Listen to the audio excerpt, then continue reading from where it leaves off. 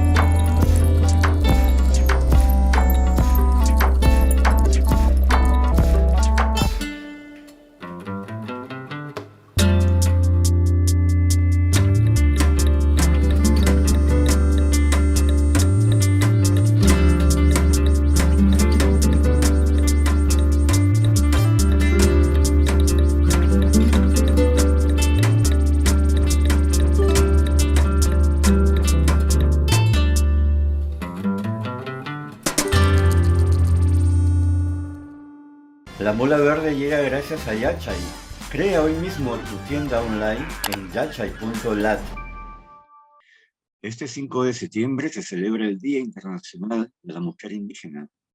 Y en ese marco conversamos con Mirna Cunningham, nicaragüense, médica cirujana del pueblo Mixquita y presidenta del Fondo para el Desarrollo de los Pueblos Indígenas de América Latina y el Caribe, FILAC. Mirna, es un gusto tenerte en La Mula Verde. ¿Cuál ha sido el papel que han cumplido las mujeres indígenas de América Latina y el Caribe durante la pandemia sanitaria? Yo diría que a nivel de América Latina y el Caribe, ¿verdad? Hablamos de 826 pueblos indígenas, muy diversos, desde pueblos en aislamiento voluntario hasta pueblos en altas concentraciones en contextos urbanos, pero todavía una región con una población indígena más rural. Entonces, y 100 pueblos transfronterizos, por lo menos 100 pueblos transfronterizos. Entonces, cuando hablamos del tema de la pandemia, obviamente la primera inquietud que surgió en la región estuvo vinculada, yo diría, a dos aspectos que los fuimos confirmando a lo largo de los meses. En primer lugar, países que habían o no existía o habían desintegrado sus sistemas de salud pública, con pueblos indígenas con muy poco acceso a servicios de salud básicos, con una alta, podríamos decir, tasa de falta de servicio de agua limpia, etcétera. Pero también pueblos indígenas con un alto grado de organización social comunitaria. Entonces, en la pandemia lo que nosotros hemos podido confirmar es, primero, la enorme brecha en cuanto a accesos de servicios básicos de los pueblos indígenas en la región. Y esta brecha se acentúa más para el caso de pueblos rurales dispersos o pueblos en contacto inicial, pero también enorme brecha para los que viven en contextos urbanos, porque vemos que los que viven en contextos urbanos tampoco han tenido posibilidades de servicios de salud. Y la mayoría vive en barrios marginales con muy pocas condiciones. La segunda cosa que vimos a lo largo de la pandemia es que, especialmente para los pueblos que viven en zonas transfronterizas, políticas de salud muy diferentes entre un país y otro. Y la imposibilidad, podríamos decir, de los gobiernos de poder aprobar medidas bilaterales, o sea, que permitiesen a los pueblos indígenas que vivían a un lado de la frontera acceder a servicios en otro lado de la frontera. Y entonces, aunque eran pueblos que viven en zonas cercanas, tenían un tratamiento totalmente diferenciado dependiendo del país en el cual están.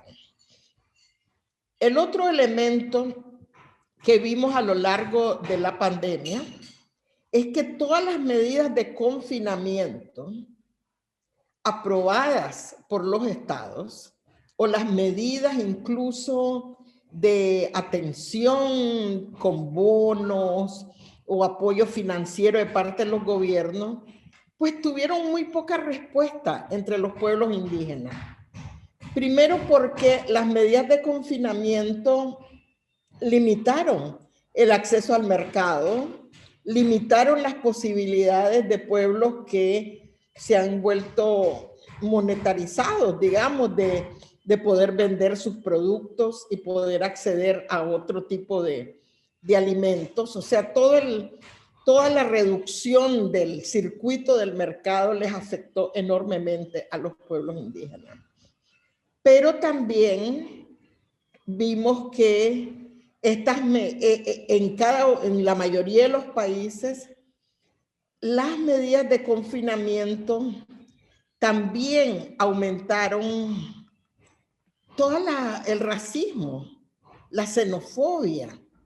O sea, y entonces en muchos países comenzaron a acusar a los pueblos indígenas de ser los que trasladaban o contagiaban a los otros. O sea, vimos una agudización del racismo en la región y una agudización del racismo enfocado en muchos casos sobre mujeres indígenas. El otro aspecto que vimos a lo largo del confinamiento fue que en la mayoría de los países fueron medidas con doble estándar. Por un lado, el confinamiento para la población en general, pero no para las empresas. Entonces, en la mayoría de los países vimos un incremento en concesiones mineras, concesiones forestales, apertura de caminos en zonas indígenas. O sea, se aprovechó el confinamiento para avanzar en el modelo extractivista y en ocupar territorios indígenas, de parte de los estados, pero también de parte del narcotráfico, por ejemplo. En Colombia vimos que los grupos dedicados al tráfico de drogas, con las medidas de confinamiento autoimpuestas por las mismas comunidades indígenas, al ver cerrados sus caminos de acceso para el tráfico de drogas, lo que hicieron fue comenzar a matar a indígenas para abrir sus rutas de narcotráfico. Entonces, por un lado vimos violación de derechos por el acceso a la salud, pero por el otro lado vimos violación de derechos a los pueblos indígenas por precisamente tratar ellos de ejercer su derecho a la libre determinación, a la autonomía, al control territorial, o sea, con sus medidas de autoconfinamiento. En medio de todo esto, creo que otro elemento que salió muy claro durante la pandemia fue el impacto sobre las mujeres indígenas. O sea, desde las mujeres indígenas que están en contexto urbano, que tuvieron que trasladarse por la pérdida de empleos a sus comunidades y volver nuevamente a su comunidad sin tener un ingreso, hasta el incremento de la violencia dentro de los hogares. Entonces, esto fue otro factor que vimos enormemente. Pero yo diría que a la par de esos elementos negativos que encontramos en la pandemia, encontramos una enorme cantidad de elementos positivos. O sea, los pueblos indígenas se organizaron desde el primer momento para enfrentar el virus. haciendo uso de su derecho a la libre determinación, haciendo uso de su derecho de sus derechos colectivos al control territorial. Los pueblos indígenas comenzaron a crear sus cercos alrededor de sus comunidades, establecer sus propios protocolos de bioseguridad para quienes llegaban o salían de las comunidades, para recibir o no recibir ayuda desde afuera.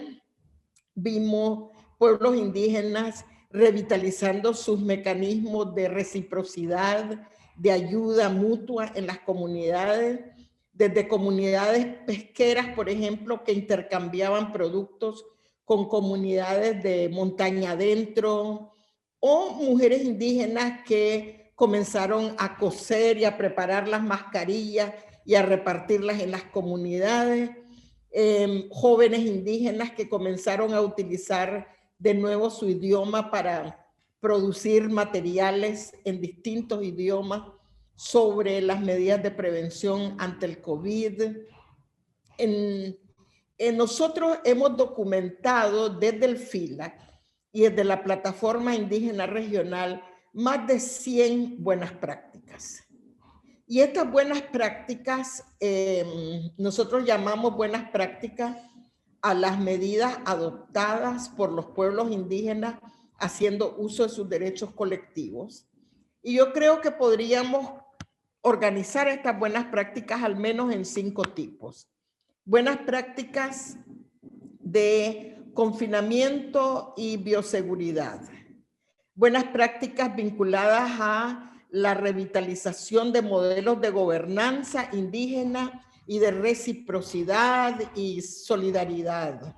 Buenas prácticas vinculadas a la revitalización de medicina tradicional. O sea, en todas partes las comunidades empezaron a buscar qué hierbas servían, qué plantas medicinales, quiénes sabían sobre qué comer para fortalecer el sistema inmunológico. En fin, el área de medicina tradicional fue una de las áreas bien...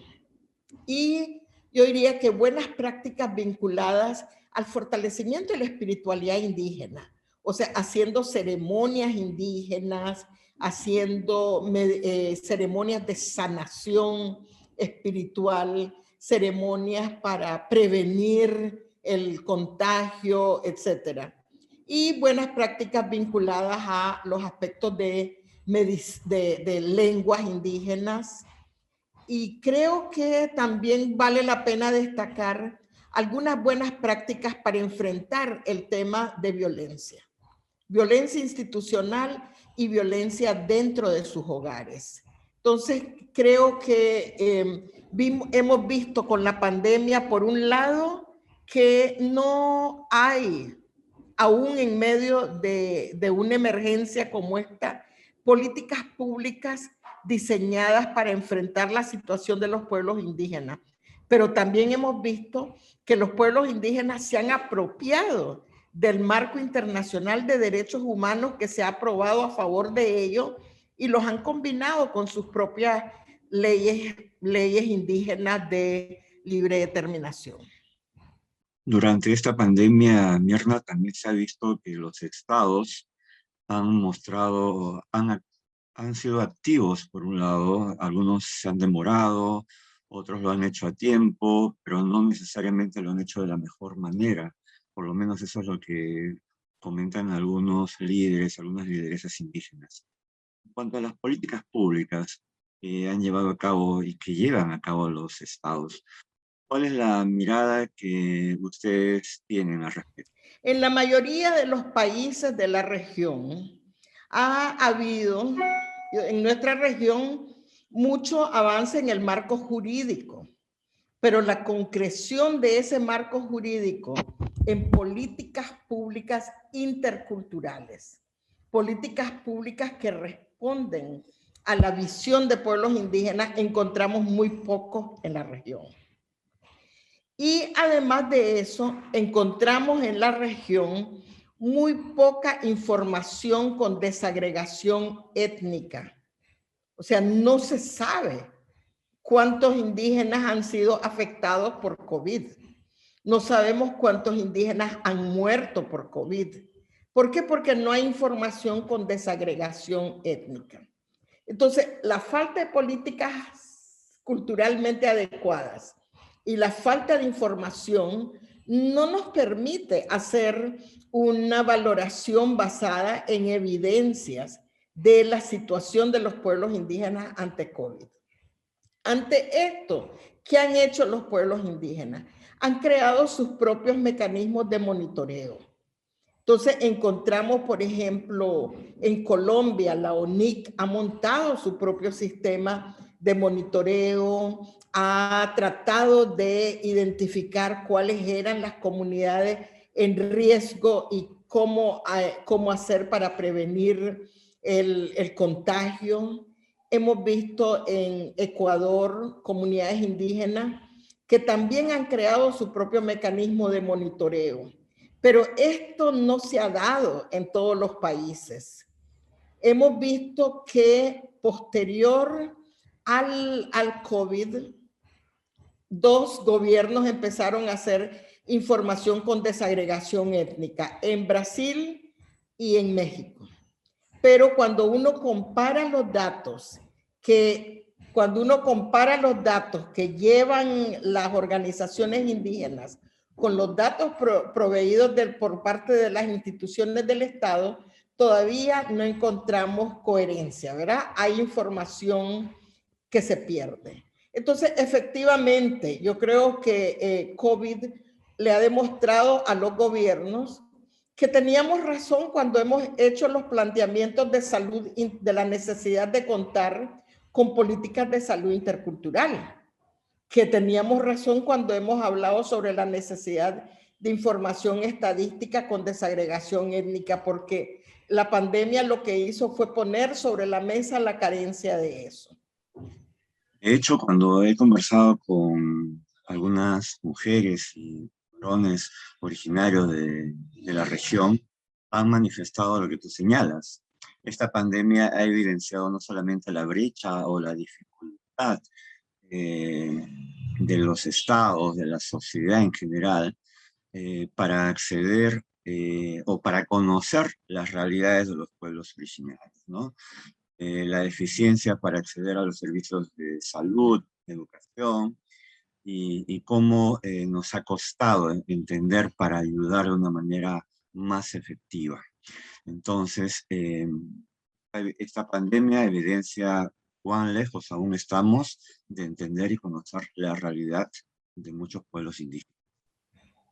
Efectivamente, la pandemia ha demostrado que hay mucho trabajo por hacer en cuanto a crear mecanismos dentro de los estados que permitan a estos estados conocer realmente no solo el potencial en cuanto a conocimientos tradicionales, a las medicinas tradicionales, a la efectividad de estas medicinas tradicionales en los pueblos indígenas, sino tampoco conocen mucho la organización indígena, las formas de gobernanza de los pueblos indígenas para poder organizar la atención y los servicios básicos utilizando ese tendido de gobernanza que tienen los propios pueblos indígenas.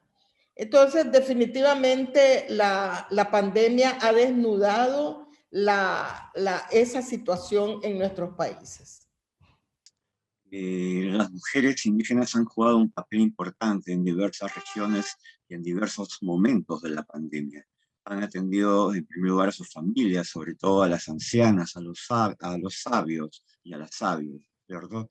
Que se corría riesgo de que al morir ellos se podía perder la memoria del pueblo. Pero luego se han organizado entre ellas, han hecho campañas de difusión, de prevención de la enfermedad, han activado, han ido de comunidad en comunidad, han retomado el uso de las plantas medicinales, entre otras acciones. Cuéntanos, ¿cómo lo han hecho? Definitivamente en la pandemia las mujeres han jugado un papel importantísimo en distintas áreas. Hemos encontrado, por ejemplo, en Guyana, mujeres indígenas que se han sumado a ser las responsables junto a los hombres de los cercos comunitarios. Y ellas también han servido como las que están en los portones de entrada a las comunidades, impidiendo que entren a las comunidades personas que no cumplan con los requisitos de bioseguridad definidos por las comunidades.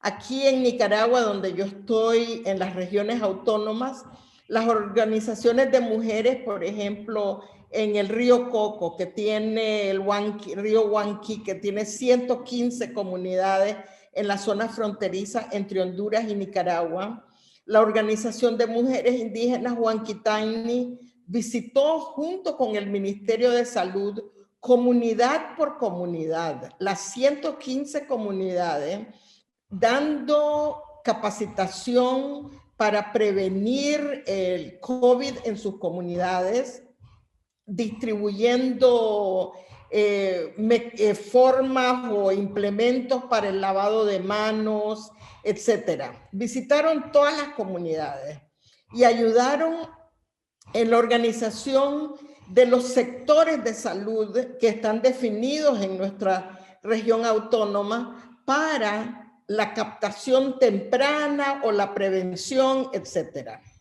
En otras comunidades, por ejemplo, en las comunidades de Ecuador, los Siecopay, por ejemplo, cuando se dieron cuenta que habían algunos que habían dado positivo con las pruebas rápidas, se internaron toda la comunidad en la montaña y comenzaron dentro de la montaña a buscar las hierbas medicinales que podían servir para curarlos.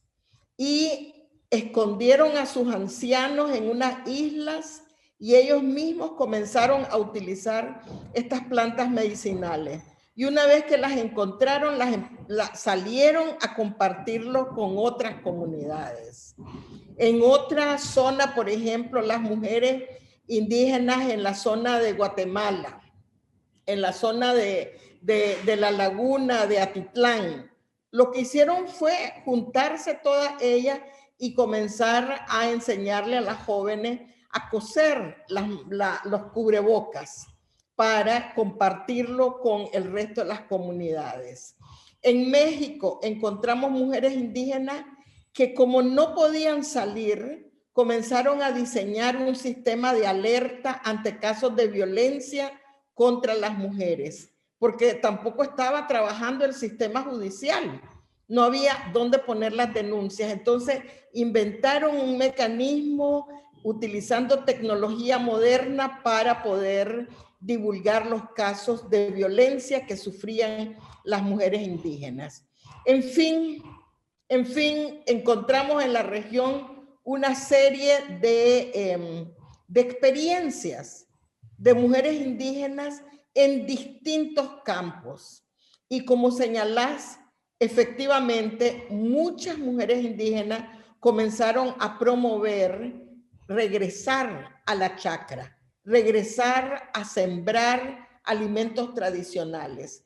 Y no solo promoviendo cualquier alimento tradicional, sino que empezaron a promover alimentos tradicionales que ellas mismas decían que fortalece el sistema de defensa del cuerpo. Tal vez no utilizan el término sistema inmunológico, pero para hacer el cuerpo más fuerte para poder tolerar la enfermedad. Entonces sí, nosotros podemos decir que las mujeres indígenas han jugado un papel fundamental para enfrentar el COVID-19 en las comunidades.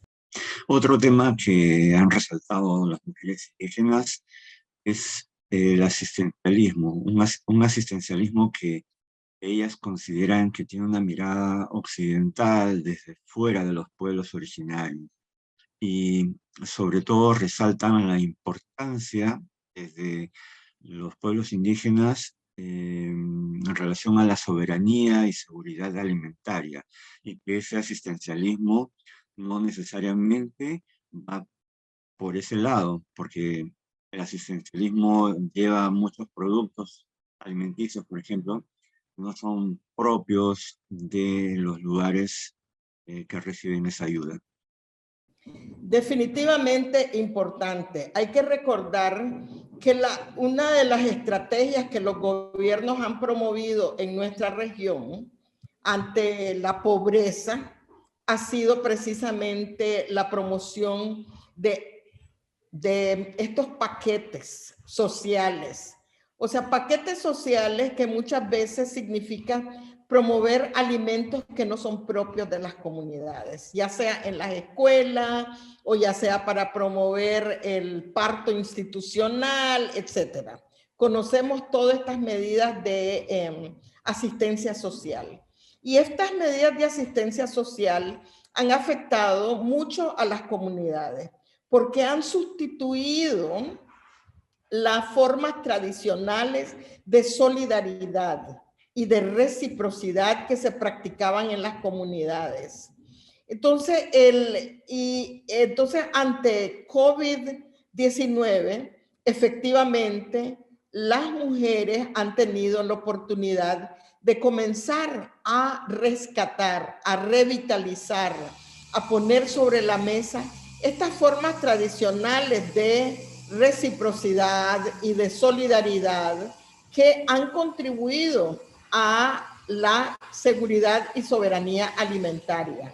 O sea, han podido nuevamente volver a la comunidad a explicar no solo cuáles son los valores que tienen los alimentos tradicionales, sino también cómo volvemos nuevamente a sembrarlos en conjunto. Pero solo sembrar y promover sin rescatar la institución tradicional que era la responsable de garantizar esa organización comunitaria como es la reciprocidad, aquí le dicen el pana pana, el biribiri, esos mecanismos de intercambio comunitario.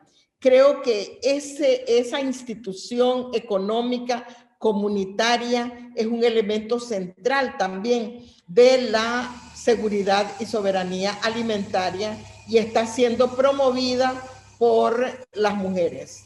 Pero me parece que un elemento importante, no sé si estoy siendo optimista, pero me parece que tenemos más y más jóvenes indígenas preocupados por asumir también estas prácticas. Y las mujeres han jugado un papel importante en la transmisión intergeneracional de estos conocimientos. Ocurre también de que los pueblos indígenas asumen o vinculan la soberanía alimentaria en un entorno que algunos estamos señalando como economía indígena, como aquella economía propia de estos pueblos originarios que buscan un desarrollo económico, social, que no necesariamente van de la mano con las políticas económicas de sus gobiernos. Definitivamente, uno no puede hablar de la soberanía alimentaria desde una visión no sectorial. O sea, hay que verlo desde el punto de vista holístico integral, en donde el elemento de la economía indígena juega un papel fundamental.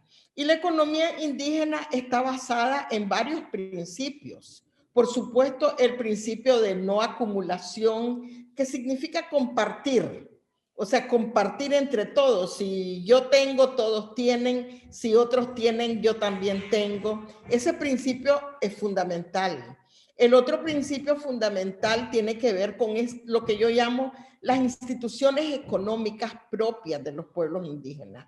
O sea, y estas instituciones económicas propias son esta forma de compartir el trabajo colectivo, de una familia con la otra, la cosecha colectiva, la siembra colectiva. En fin, hay varias instituciones económicas que tienen que ver con el tema de seguridad y soberanía alimentaria y que son una base de la propuesta económica de los pueblos indígenas, que es el buen vivir. O sea, que es el modelo económico que garantiza o busca garantizar la armonía entre los seres humanos y los otros seres vivientes. De hecho, otra diferencia es esto último, ¿no? La relación de los pueblos originarios con la naturaleza, con su entorno. Esta relación con la naturaleza que muchas veces no se entiende en las ciudades, en las culturas occidentales. Toda esa cosmovisión que tiene un sentido para los pueblos originarios. Definitivamente los pueblos indígenas basan su concepto de sostenibilidad en esa relación con el territorio, la relación con la biodiversidad, sus conocimientos de biodiversidad, con su cosmovisión, la cosmogonía. Todos esos elementos articulados son los que generan los conocimientos de los pueblos indígenas para garantizar la sostenibilidad. Entonces, uno no puede ver el tema de soberanía y seguridad alimentaria desvinculada de esa relación con el territorio, desvinculada de esa relación con los otros seres que están en la naturaleza, y obviamente tampoco está desvinculada de su visión de mundo, en donde los seres sobrenaturales también juegan un papel importante, porque son los protectores de la naturaleza, son los protectores de las personas. Entonces, la combinación de todos esos elementos es la base de la soberanía alimentaria. Y la soberanía alimentaria es una expresión de la sostenibilidad. Pero señalaste la importancia del saber ancestral de los pueblos originarios y que se evidencia con el uso de las plantas. Sin duda, diferentes pueblos a lo largo de América Latina y el Caribe han regresado a la chacra, al campo, al monte, y ha revalorado o ha vuelto a utilizar las propiedades de algunas plantas. Y en muchos lugares se han dado la mano, ¿no? Saber ancestral con la medicina contemporánea en estos tiempos de COVID. Definitivamente aquí siempre los pueblos indígenas de forma ancestral han tenido su propio sistema de salud. Cada pueblo indígena tiene su propio sistema de salud y yo lo llamo sistema de salud porque tiene elementos que tienen que ver con la prevención, elementos que tienen que ver con el tratamiento, la curación, pero también elementos que tienen que ver con la rehabilitación. Es todo un sistema de salud en donde cada ser humano y cada elemento de la naturaleza juega un papel fundamental. Y cuando digo que juega un papel fundamental, hay algunos que son portadores de esos conocimientos. Pero ¿de qué te sirve ser portador si no hay creyentes y practicantes de esos conocimientos que ponen en práctica los conocimientos de estos portadores? Pero tampoco puede existir el sistema desvinculado de los espíritus, o sea, todo el aspecto de prevención de las enfermedades tiene que ver con la relación cosmogónica de los pueblos indígenas, ¿verdad? ¿Cuáles son los espíritus protectores del bosque? ¿Cuáles son los espíritus protectores del agua? ¿Cómo se vinculan esos espíritus con los seres humanos? ¿Qué papel juegan las piedras? ¿Qué papel juegan las plantas? O sea, usamos el concepto de medicina tradicional muchas veces vinculado solo a plantas medicinales, pero las plantas son apenas uno de los elementos de todo ese sistema de salud propio de los pueblos indígenas. Ahora, nosotros hemos venido en nuestra región trabajando fuertemente para que ese sistema de conocimientos sea reconocido por los ministerios de salud, sea reconocido por los gobiernos, que esa visión que se tenía de que eso era malo, brujería, que había que eliminar, hemos tratado de ir superando esa visión. Sí, y hemos logrado en muchos ministerios de salud y en muchos gobiernos el reconocimiento del sistema. pero nos quedamos a nivel de reconocimiento. No se ha puesto totalmente en práctica. O sea que los sistemas de salud en nuestros países se han organizado al margen de esos sistemas de salud propios de los pueblos indígenas. Y lo que la COVID-19 ha hecho es demostrarle a los gobiernos, a los ministerios de salud, que no pueden enfrentar pandemias de este tipo, ni crisis sanitarias de este tipo, sin tomar en cuenta esos sistemas de salud. O sea, en la mayoría de nuestras comunidades tuvieron que enfrentar COVID-19 haciendo uso solo de ese sistema de salud. Para muchas comunidades nunca ha llegado el Ministerio de Salud. Y los ministerios de salud se organizaron para COVID-19 solo a nivel hospitalario. Ni siquiera en la mayoría de los países lograron acercar sus medidas de COVID-19 a atención primaria en salud. O sea, solo era, su angustia era cuántos podían recibir en cuidados intensivos, cuántos podían recibir en hospital. Entonces yo creo que efectivamente COVID-19 lo que ha demostrado es que sigue siendo válido y se hace aún más válido atención primaria en salud. Sigue siendo válido la necesidad de contar con sistemas de salud pública gratuitos en nuestros países. Sigue siendo válido y aún se hace más válido contar con sistemas de salud interculturales. Y sigue siendo válido el derecho de los pueblos indígenas al más alto nivel de salud cuando se viene a hablar sobre atención especializada. O sea, todos los planteamientos que hemos hecho a lo largo de los últimos 40, 50 años se hicieron realidad con esta pandemia. Mirna, pero además esta pandemia, más allá de todas las pérdidas que nos ha causado, genera oportunidades y además no ha evitado que ustedes, mujeres y personas indígenas, retomen sus agendas. ¿Cuáles son las prioridades que están llevando a cabo? Que definitivamente para los pueblos indígenas la lucha por la salud tiene que ver con la lucha por el territorio. ¿Dónde ejerces tu derecho a tu salud propia? ¿Dónde ejerces tu derecho a la soberanía y seguridad alimentaria? ¿Cómo garantizas enfrentar las causas estructurales que son los que están limitando tu acceso a los servicios básicos de salud?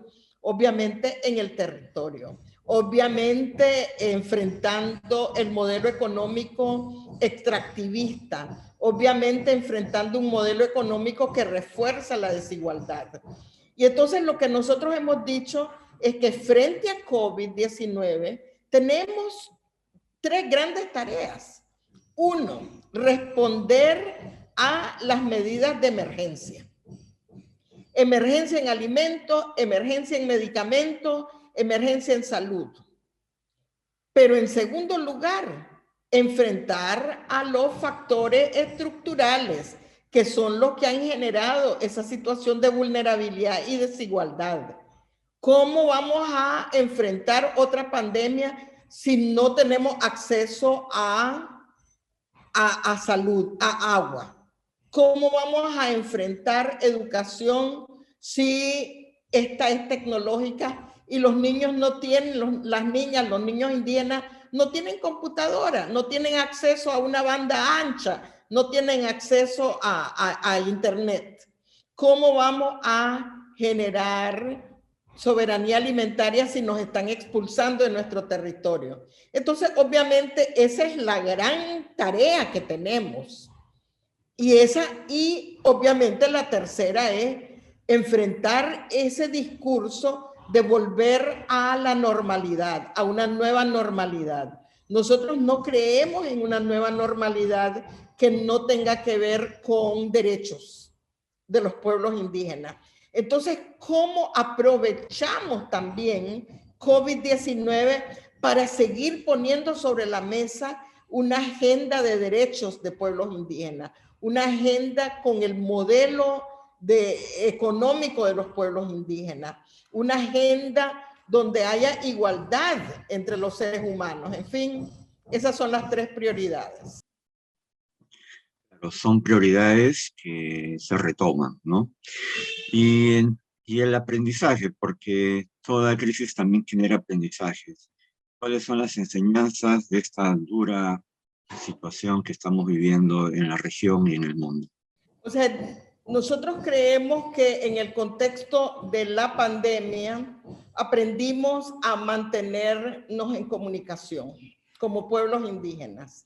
Hemos podido aprovechar la pandemia para fortalecer la plataforma regional indígena frente a COVID con la articulación de distintas organizaciones indígenas en la región.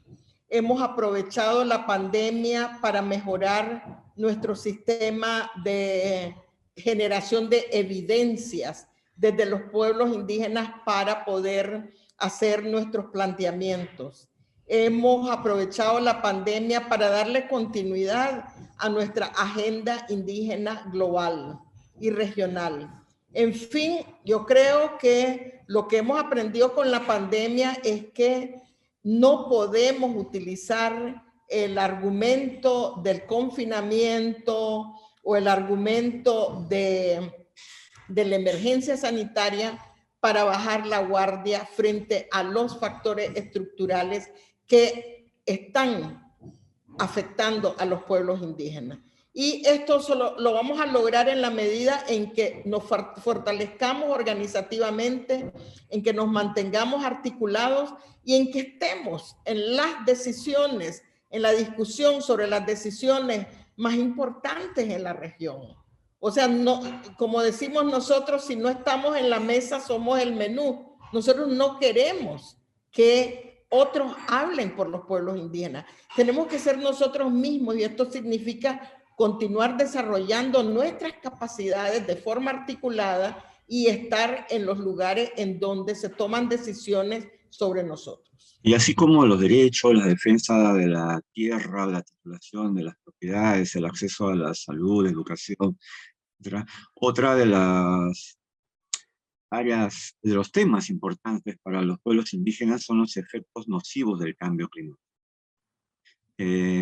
En todo el mundo se está hablando de la crisis climática, de la emergencia climática, se está mirando a los pueblos, ¿no?, como defensores de los bosques, como cuidadores de los bosques, y que los gobiernos en sus políticas públicas de adaptación y mitigación al cambio climático deben tener en cuenta ese conocimiento ancestral de los pueblos originarios. ¿Cuál es el papel de las mujeres indígenas ante el cambio climático? Definitivamente el cambio climático, si vemos cuando hablamos nosotros sobre los principales problemas globales, para los pueblos indígenas los 2 problemas globales fundamentales tienen que ver, por un lado, con cambio climático y por el otro lado, con el modelo extractivista de desarrollo. Esos son nuestros 2 grandes problemas. Y en ese sentido tenemos que estar en todos los espacios en donde se está negociando cambio climático, en donde se están adoptando medidas que tienen que ver con mitigación, con adaptación, con financiamiento climático. En fin, esa sigue siendo una parte importante de la agenda global, pero nuevamente el cambio climático tiene que ver con los factores estructurales que no solo nos afectan a nosotros, sino afectan al resto de la sociedad. Y en ese sentido, hemos puesto sobre la mesa nuestros conocimientos ancestrales de nuestros pueblos para enfrentar el cambio climático y seguimos poniendo sobre la mesa el enfoque de derechos humanos. No se puede trabajar cambio climático sin esos 2 componentes y por eso seguimos nosotros participando en esos esfuerzos. En noviembre próximo viene una nueva COP de cambio climático y ciertamente en estas cumbres climáticas hay presencia de lideresas y líderes indígenas que exponen sus situaciones, tanto denuncias como también sus buenas experiencias para enfrentar el cambio climático, para mostrar la armonía de su trabajo con respecto a la naturaleza. Sin embargo, hay cierta desazón por algunos de estos líderes indígenas porque consideran que en las decisiones de alto nivel de las Naciones Unidas, por no decir de sus gobiernos, no siempre se les considera y sobre todo no hay voz en las plenarias donde se deciden todos estos acuerdos globales. Definitivamente, hemos estado participando en las negociaciones sobre cambio climático desde hace más de 2 décadas. Y todavía seguimos siendo un actor marginal en esas negociaciones. Todavía son muy pocos hermanos y hermanas indígenas que logran estar en la mesa como gobiernos, como decisores. Y tenemos que seguir trabajando en función de ir incidiendo, desarrollando nuestras capacidades y ir asumiendo las distintas responsabilidades cuando se vayan abriendo estas oportunidades.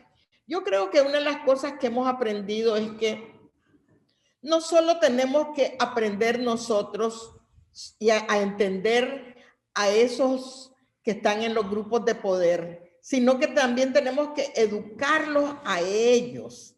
Yo creo que esa área es la que no hemos trabajado. Nos hemos educado nosotros, estamos tratando de entender al otro, estamos tratando de desarrollar nuestras capacidades, pero necesitamos incidir y educarlos a ellos para que dejen de ser racistas, para que entiendan qué papel juega el racismo, la discriminación, la colonización para generar esos problemas que ellos también están enfrentando. Entonces yo creo que tenemos que seguir trabajando, pero tratar de trabajar estableciendo puentes para el conocimiento mutuo. Y yo creo que ese es el papel que le corresponde al FILAC, tratar de aprovechar nuestro carácter de organización paritaria para establecer no solo puentes entre pueblos indígenas y gobiernos, sino entre pueblos indígenas, gobiernos, sector empresarial, resto de la sociedad civil, periodistas como ustedes. O sea, necesitamos ir transformando la mente de la gente para que vean que todos tenemos un papel importante que jugar para transformar esta situación en la cual estamos enfrentando ante el cambio climático, porque obviamente mismo COVID tiene que ver con cambio climático. O sea, el hecho de que el hábitat de distintos animales esté cambiándose hacia los seres humanos es provocado por la situación de cambio climático. Entonces, definitivamente tenemos mucho trabajo por delante y ustedes juegan un papel fundamental como comunicadores. Bueno, muchas gracias por tu tiempo, Mirna, y nos estaremos viendo pronto. Amigas y amigos de la Mula Verde, ha sido Mirna Cunningham, nicaragüense y presidenta del FILAC. Desde la Mula Verde saludamos a las mujeres indígenas en su día y estaremos siempre pendientes de sus actividades. Hasta pronto.